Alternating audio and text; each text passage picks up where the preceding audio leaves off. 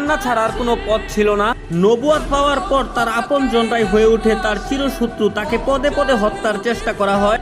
মানুষ তার শরীরে ময়লা আবর্জনা ছুঁড়ে মারতো, তার রাস্তায় কাটা বিছিয়ে রাখতো, মানুষ তার শরীরে পাথর মারতো। মানুষের ছুরা পাথরে নবী করিম সাল্লাল্লাহু আলাইহি সাল্লামের দাঁত মুবারক শহীদ হয়ে যেত। নিকৃষ্ট পাষাণরা নবীর পবিত্র মুখে থুথু পর্যন্ত ছিটিয়ে দিয়েছিল।